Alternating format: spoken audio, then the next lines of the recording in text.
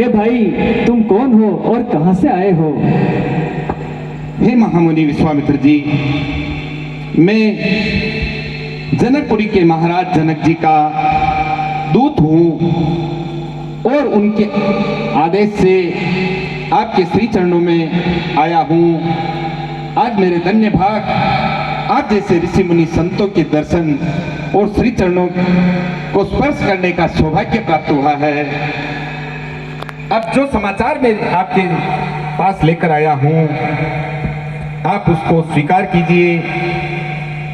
मिथिलेश महाराज जनक जी ने अपनी पुत्री सीता का स्वयंवर रचाया और उसकी निमंत्रण पत्रिका मेरे हाथ भिजवाई है।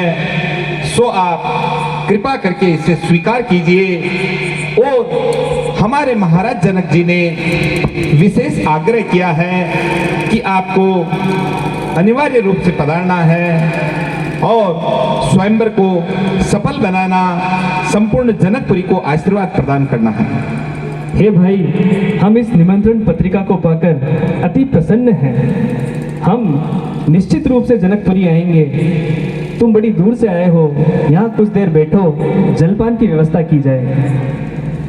हे महामुनि, आपकी कृपा से हमें अल्पाहार जलपान आपके आश्रम के बाहर बटुक ब्रह्मचारियों ने करवा दिया।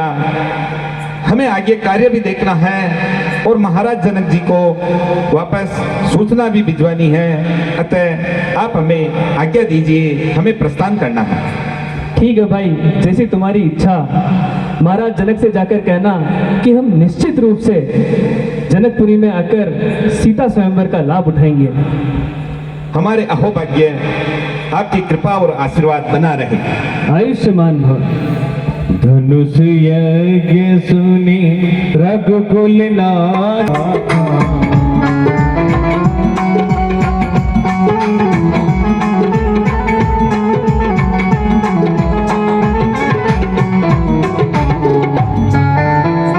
हे पुत्र राम। कहिए गुरुवर। जनकपुरी के राजा जनक ने अपनी पुत्री सीता का स्वयंवर रचा है। वहां पर देश विदेश के बड़े बड़े महाराजा आने वाले हैं। मेरी यह परम इच्छा है कि तुम भी मेरे साथ वहां चलो। जैसी आज्ञा गुरुवर। हमारा सौभाग्य होगा जो हम जनक नगरी के दर्शन करेंगे एवं जनकपुरी में चलेंगे आपके साथ। ठीक है, हमें इसी क्षण प्रस्थान करना चाहिए। चलिए गुरुवर।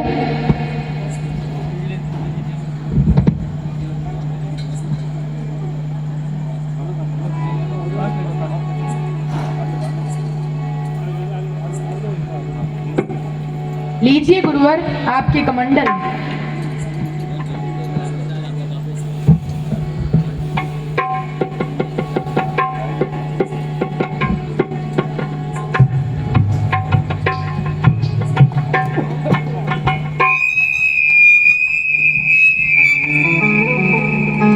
ताड़िक बन में ताड़िक मारी,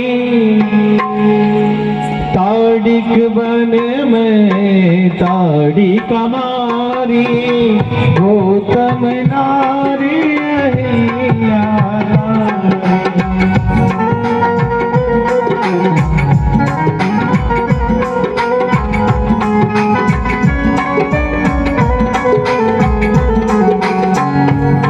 दशरथ के प्यारे राम, पतित पावन सीताराम।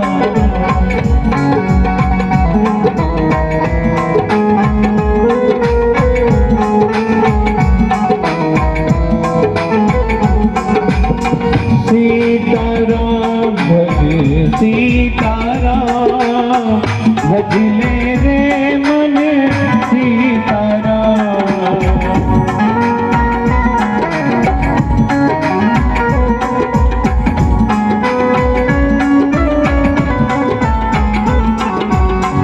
रघुपति राघव राजा राम, पतित पावन सीताराम।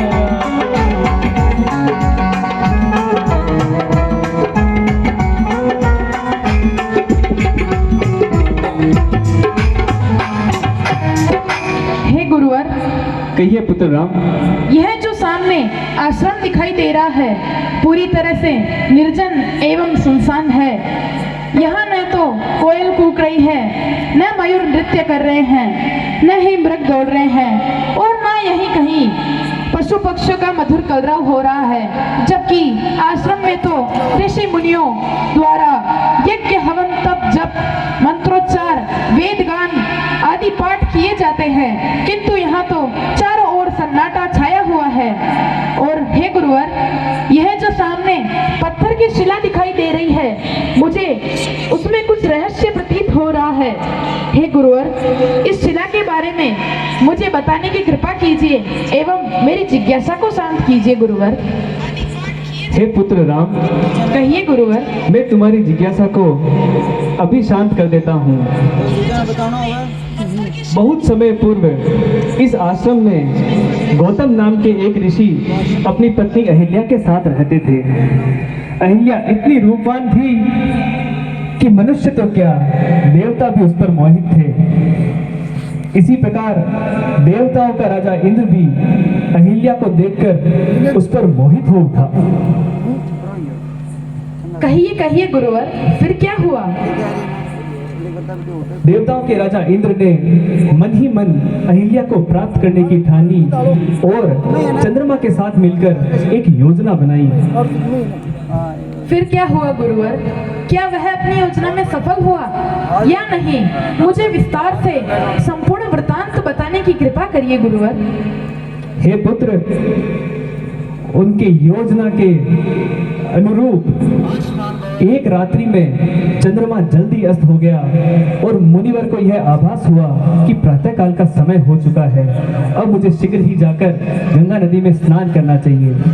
जैसे ही मुनिवर गंगा नदी में स्नान करने के लिए निकले, पीछे से महाराज इंद्र गौतम ऋषि के वेश में आकर अहिल्या की कुटिया में चले गए और चंद्रमा वहां बाहर प्रहरी बनकर खड़ा हो गया। फिर जैसे ही गौतम ऋषि गंगा नदी के किनारे पहुंचे, वहां पर एक आकाशवाणी हुई कि हे गौतम, अपने आश्रम को लौटो, वहां तुम्हारे साथ छल किया जा रहा है। यह बात सुनकर गौतम ऋषि ने शीघ्र ही स्नान आदि किया और अपने आश्रम की ओर लौटे। जब आप अपने आश्रम पर पहुंचे तो देखते हैं कि अहिल्या की कुटिया में से उन्हीं के समान दिखने वाला एक मनुष्य बाहर निकल रहा है। उन्हें सारी बात समझते हुए देर नहीं लगी और वह क्रोध से भर उठे। उन्होंने क्रोध के आवेश में आकर महाराज इंद्र को श्राप दिया, चंद्रमा को श्राप दिया, लेकिन उन दोनों को श्राप देने के बाद भी उनकी क्रोध की बुभुक्षा शांत नहीं हुई और उन्होंने अहिल्या को भी श्राप दिया कि तू वहीं की वहीं पत्थर की हो जा। यह जो सामने तुम शिला देख रहे हो, यह वही अभागन नारी अहिल्या है।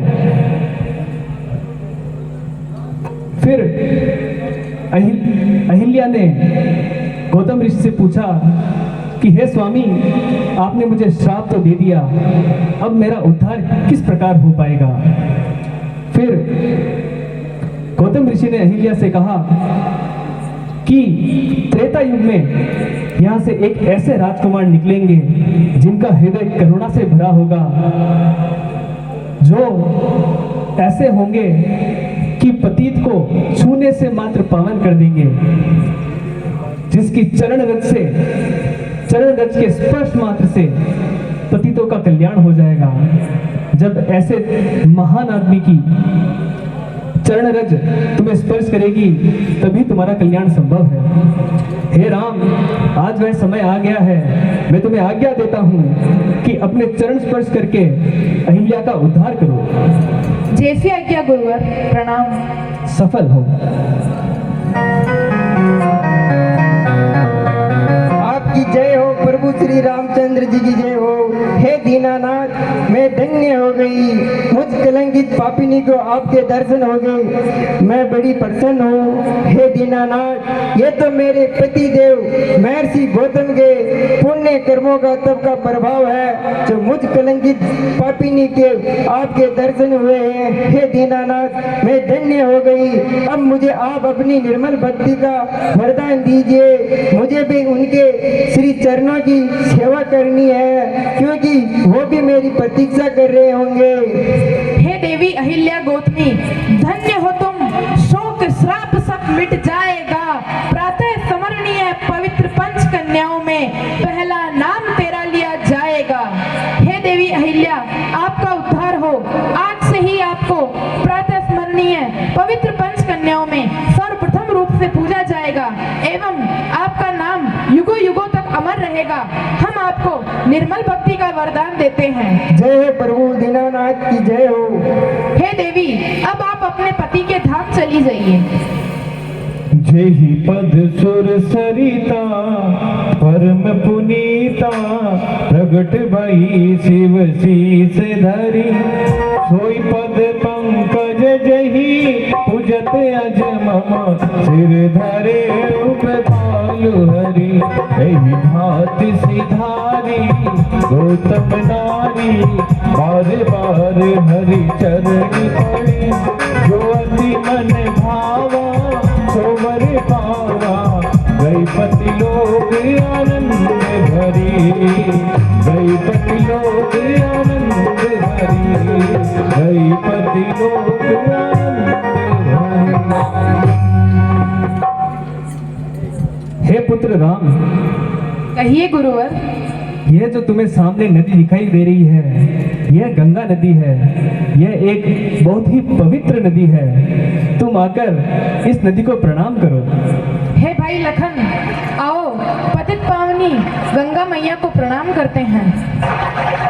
अनुज सहित प्रभु कीन प्रणामा, बहु प्रकार सुख पायो रामा।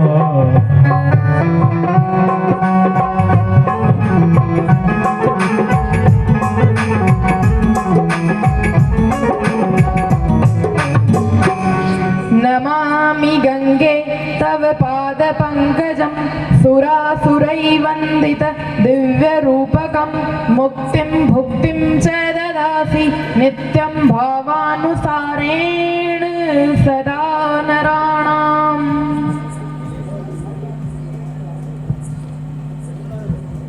पुत्र राम, हाँ गुरुवर।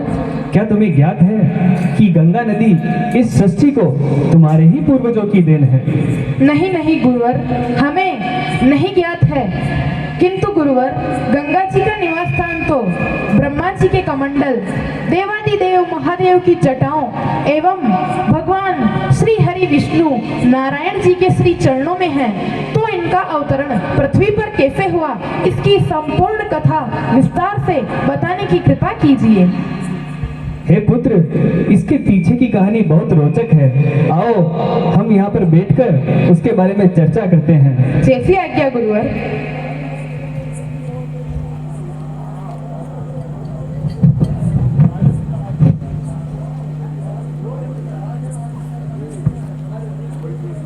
हे पुत्र, कहिए गुरुवर। बहुत समय पूर्व की बात है, तुम्हारे ही रघुकुल में एक महाराज सगर हुए। सगर महाराज परम प्रतापी थे। उन्हें एक रानी से एक पुत्र अंशुमान और दूसरी रानी से 60,000 पुत्रों की प्राप्ति हुई। उन्होंने एक समय अश्वमेध यज्ञ करने की ठानी और यज्ञ को घोड़ा यज्ञशाला के समीप ही बांध दिया। देवताओं का राजा इंद्र महाराज सगर से बहुत ईर्ष्या रखता था। उसने उस यज्ञ के घोड़े को यज्ञशाला के समीप से खोलकर कपिल मुनि के आश्रम में जा बांधा। जब घोड़ा कुछ दिन तक नहीं मिला तो महाराज सगर ने अपने 60,000 पुत्रों को वह घोड़ा खोज कर लाने के लिए कहा। जब सारे पुत्र कपिल मुनि के आश्रम पहुंचे तो वहां जाकर कपिल मुनि से बहुत भला बुरा कहा और बहुत ही कुपित वचन कहे। उनके कटु वचन सुनकर कपिल मुनि ने उन्हें वहीं जलकर भस्म हो जाने का श्राप दिया। जब कुछ दिन तक राजा के पुत्र भी नहीं लौटे तो उन्होंने अपने बड़े पुत्र अंशुमान को वहां भेजा। अंशुमान ने कपिल मुनि की सभी प्रकार से वंदना की और उनसे पूछा कि यह घोड़ा वहां कैसे आया। कपिल मुनि ने कहा कि यह घोड़ा वहां कैसे आया उसका उन्हें कोई अनुमान नहीं है, और उन्होंने उन 60,000 लोगों की कहानी कह सुनाई जो राजा अंशुमान से पहले वहां पहुंचे थे। यह बात सुनकर अंशुमान अत्यंत विचलित हुए और उन्होंने पूछा कि हे गुरुवर, अब इन 60,000 भ्राताओं का कल्याण किस प्रकार संभव होगा। महाराज कपिल ने कहा कि हे पुत्र, अब पतित पावनी गंगा जब धरती पर बहेगी तभी तुम्हारे भ्राताओं का उद्धार हो पाएगा। फिर क्या हुआ गुरुवर? राजकुमार अंशुमान ने यह बात महाराज सगर को जाकर कही। महाराज सगर ने बहुत तपस्या की किंतु ब्रह्मा जी को मना ना सकी। इसी प्रकार उनके पुत्र अंशुमान के पुत्र दिलीप ने सबने बहुत घोर तपस्या की किंतु वह गंगा को धरती पर लाने में असफल रहे। फिर तुम्हारे ही कुल के एक महाराज भगीरथ हुए। वह परम प्रतापी थे, तप योगी थे। उन्होंने कठोर तपस्या करके पहले ब्रह्मा जी को मनाया गंगा को धरती पर भेजने के लिए, और फिर शंकर भगवान को मनाया अपनी जटाओं में गंगा को धारण करने के लिए। इस प्रकार श्री हरि विष्णु के चरणों से होती हुई गंगा भगवान शिव की जटाओं में आ बसी और वहां से एक धार भागीरथ के पीछे पीछे चल पड़ी। भागीरथ उनको वहां ले गया जहां वो 60,000 राख की ढेरियां थी, और इस तरीके से तुम्हारे पितरों का कल्याण हुआ। तो हे राम, यह है कहानी इस धरती पर गंगा के अवतरण की। हे गुरुवर, आपके श्री मुख से पृथ्वी पर गंगा अवतरण की कथा सुनकर हम धन्य हो गए एवं हम बड़े भाग्यशाली हैं जिन्होंने महाराज सगर एवं भागीरथ जी के वंश में जन्म लिया है।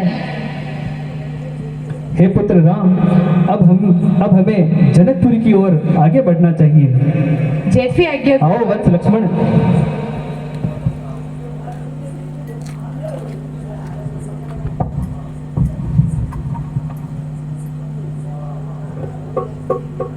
चलिए गुरुवर, चलो भैया लखन।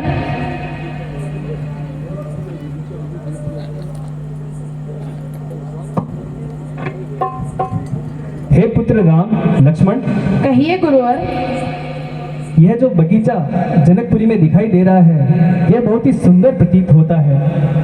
हमें कुछ देर यहीं रुककर विश्राम करना चाहिए। जैसी आज्ञा गुरुवर।